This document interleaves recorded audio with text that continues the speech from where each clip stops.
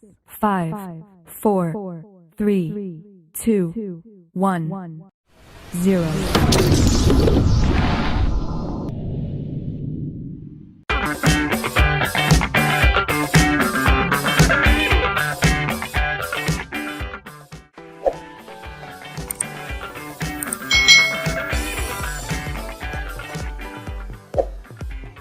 Hai. Selamat datang di channel YouTube Kak Citra. Apa kabar adik-adik semuanya? Kak Citra berharap kalian dalam keadaan yang baik, sehat, dan siap untuk belajar ya. Nah, hari ini kita akan belajar bersama masih di tema 6 menuju masyarakat sejahtera, subtema 1 masyarakat peduli lingkungan, pembelajaran yang ke-6. Mari adik-adik yang hebat, kita belajar dengan penuh semangat. Apakah adik-adik termasuk anggota masyarakat yang peduli lingkungan? Peduli lingkungan yang bisa kamu lakukan diantaranya dengan menjaga kebersihan lingkungan. Selain itu, masih banyak kepedulian yang bisa kita lakukan. Misalnya, ikut melestarikan adat dan budaya di lingkunganmu. Apakah peduli lingkungan merupakan kewajibanmu sebagai warga masyarakat? Dan apa bentuk kewajibanmu yang lainnya? Adik-adik, pada pembelajaran sebelumnya kita sudah belajar tentang kewajiban kalian sebagai seorang anak dan seorang siswa. Nah, kita akan lanjutkan nih, kewajiban kalian, kewajiban kita semua sebagai warga masyarakat. Sebutkan contoh kewajiban di rumah yang sudah kamu laksanakan. Adik-adik, kita sudah belajar tentang kewajiban di rumah. Apa saja sih contoh kewajiban di rumah? Nah, ini adalah beberapa contoh kewajiban siswa di lingkungan rumah atau kewajiban anak di lingkungan rumah. Antara lain, kalian harus wajib belajar, membantu orang tua, mematuhi nasihat dari kedua orang tua, menjalankan perintah agama, itu juga kewajiban, menjaga kebersihan rumah. Nah, menghormati dan menghargai anggota keluarga yang lain. Ini adalah kewajiban kalian di lingkungan rumah. Apa manfaat yang kalian peroleh dengan melaksanakan kewajiban tersebut secara bertanggung jawab? Otomatis kalau kita melakukan kewajiban, maka akan ada manfaat yang kita peroleh adik-adik. Nah, manfaatnya apa? Nah, ini ada beberapa manfaat yang akan kalian peroleh jika kalian melaksanakan kewajiban kalian dengan bertanggung jawab. Yang pertama, manfaatnya apa? Akan melatih disiplin dan tanggung jawab kita. Yang kedua, itu akan mempermudah dan memperlancar kegiatan kalian sehari-hari. Yang ketiga, kalau kewajiban kalian tadi adalah mematuhi orang tua, menghormati orang tua, menyayangi orang tua, otomatis manfaatnya ya akan menyenangkan orang tua adik-adik. Mendapatkan kepercayaan orang tua dan saudara, dan mendapatkan kepuasan pribadi karena sudah mampu melaksanakan kewajiban. Jadi ini adalah manfaat yang kita peroleh jika kita sudah melakukan kewajiban kita dengan penuh tanggung jawab. Hal-hal apa yang perlu diperbaiki dalam melaksanakan kewajiban? Nah, mungkin ada kekurangan ya adik-adik ketika kalian melakukan suatu kewajiban. Nah, mungkin ada kekurangan, ada yang harus diperbaiki. Nah, apa saja sih yang harus diperbaiki? Contohnya, harus lebih rutin dan berkelanjutan. Misalnya ya adik-adik ya, kalian wajib belajar di rumah, tapi kalian mungkin malas-malasan bermain handphone terus ya. Nah, adik-adik, kalian harus ingat, kewajiban kalian adalah belajar. Lakukan kegiatan belajar itu secara rutin dan berkelanjutan. Harus lebih ikhlas dan tanpa paksaan. Contohnya adik-adik, tidak perlu kalian belajar itu harus disuruh orang tua. Kalau waktunya belajar ya belajar. Tidak perlu orang tua marah-marah menyuruh kalian belajar, karena ini adalah kewajiban kalian untuk belajar. Harus lebih bersemangat dan harus dilakukan dengan riang gembira. Nah, kalau disuruh belajar, kewajiban kalian itu belajar, ya kalian harus belajar dengan riang gembira, tidak boleh dengan marah-marah atau menangis, karena itu adalah kewajiban kalian adik-adik, harus belajar sebagai siswa. Setiap keluarga mempunyai peraturan yang dibuat secara bersama-sama oleh anggota keluarga dengan dipimpin oleh kepala keluarga, yaitu ayah. Nah, peraturan dalam keluarga itu mengikat untuk semua anggota keluarga, dan semua anggota keluarga itu harus melaksanakannya dengan penuh tanggung jawab. Dengan adanya kesadaran setiap anggota keluarga dalam melaksanakan kewajiban, maka akan tercipta ketertiban, ketenangan, dan keharmonisan dalam keluarga. Adik-adik telah mengenal nih banyak kewajiban, baik kewajiban sebagai anggota keluarga, sebagai warga sekolah, maupun sebagai warga negara Indonesia.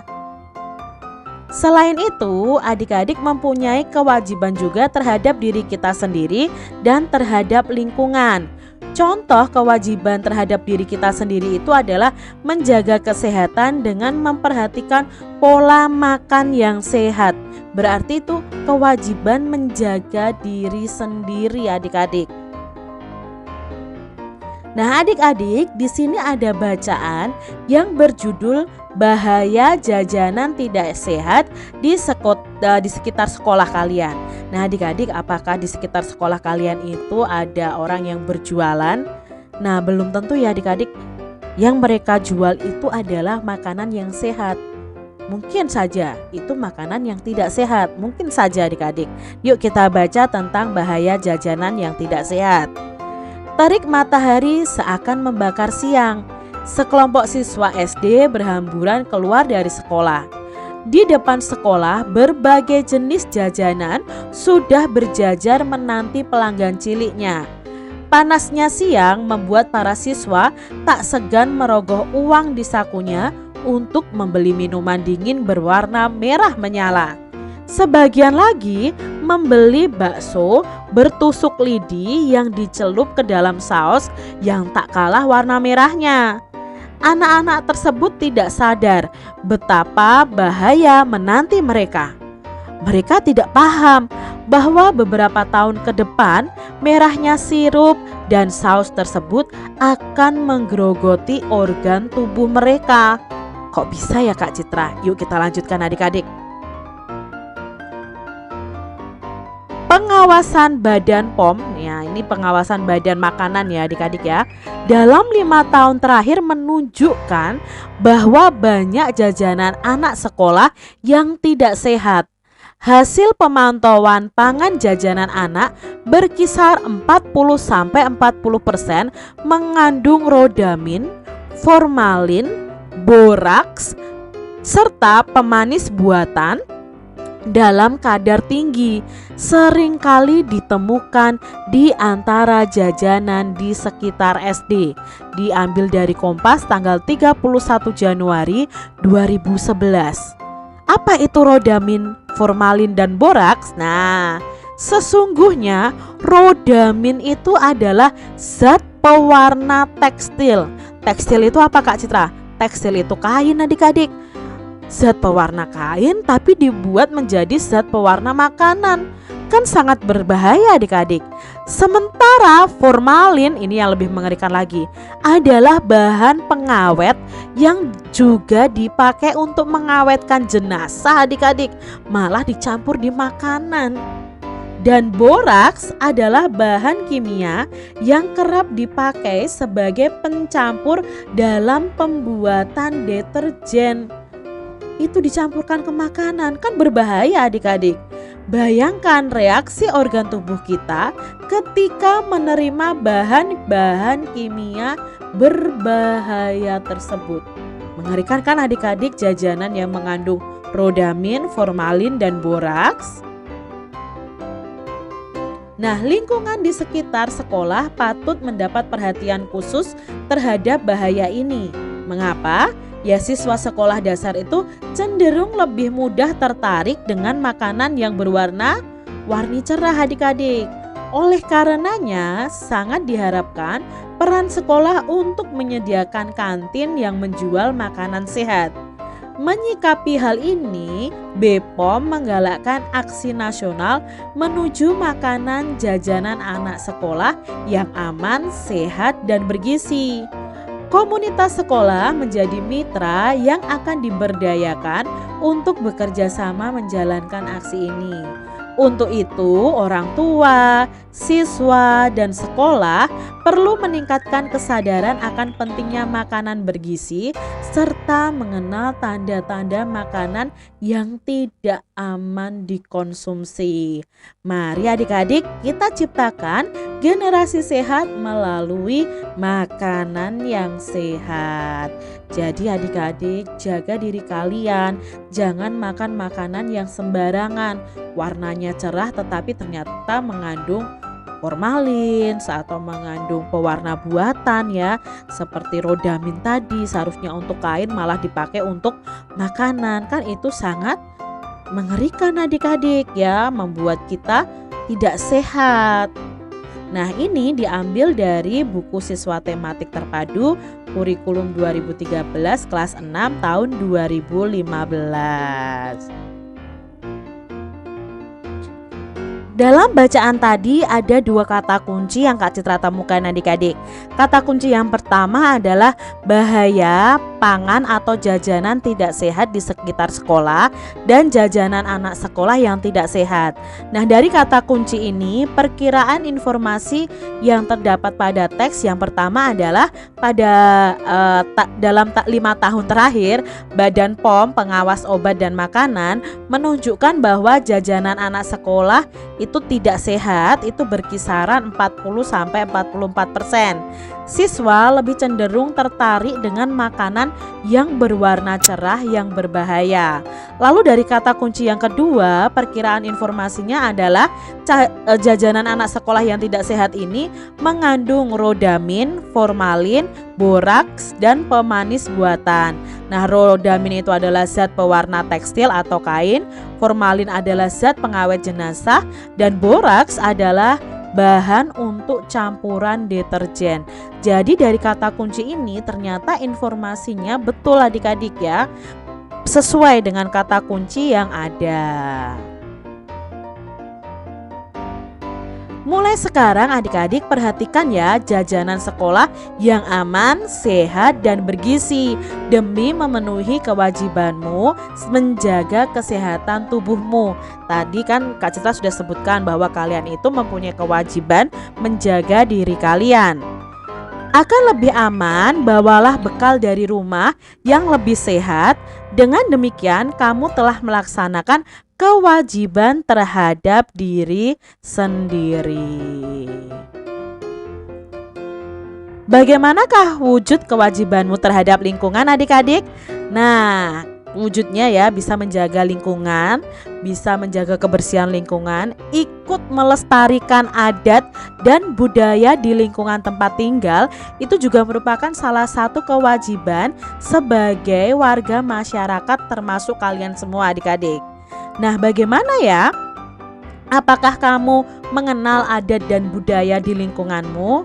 Banyak bentuk adat dan budaya bangsa Indonesia, seperti alat musik daerah dan lagu-lagu daerah.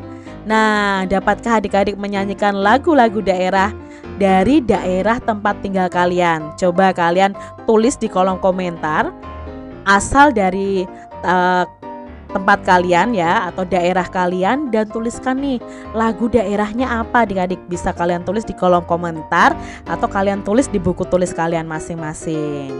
Nah, adik-adik saat kita menyanyikan lagu pasti ada iringan musik adik-adik. Nah, iringan musik di masing-masing daerah itu berbeda-beda. Contohnya yang pertama adalah gambar ini nih adik-adik. Apakah kalian tahu ini alat musik apa? Ya, ini namanya adalah angklung. Nah, angklung ini berasal dari Sunda, Jawa Barat. Ya, ini alat musik adik-adik ya. Lalu, coba adik-adik lihat gambar ini. Siapa yang tahu nih alat musik dari mana ya ini ya? Kak, kok seperti gamelan? Ya, ini gamelan adik-adik. Nah, ini adalah gamelan Bali. Berasal dari daerah Bali adik-adik ya. Jadi ada gamelan Jawa, ada gamelan Bali. Sekarang coba adik-adik lihat alat musik yang ketiga. Siapa yang tahu alat musik apakah ini? Ini adalah tifa adik-adik. Nah, tifa ini berasal dari daerah Maluku dan Papua. Cara memainkannya dengan dipukul adik-adik. Berikutnya, coba siapa yang tahu ini alat musik apa dan dari mana? Ini namanya adalah margondang. Itu berasal dari Tapanuli atau dari Sumatera Utara adik-adik. Ya, memainkannya dengan cara dipikul. Biasanya diiringi dengan suara suling juga adik-adik. Ini margondang. Lah, itu tadi adalah alat musik dari beberapa daerah ya. Kalian bisa sebutkan nih, dari daerah kalian masing-masing tuh alat musiknya apa saja. Demikian tadi adik-adik pembahasan kita di tema 6 subtema 1 pembelajaran yang ke-6. Semoga video pembelajaran ini bermanfaat untuk adik-adik semuanya. Dan sampai jumpa lagi di video pembelajaran Kak Citra selanjutnya. Tuhan memberkati. Jangan lupa tekan tombol subscribe, lalu tekan loncengnya, tekan juga tombol like, lalu share ke media sosial kalian. Jangan lupa untuk ikuti media sosial Kak Citra. Terima kasih.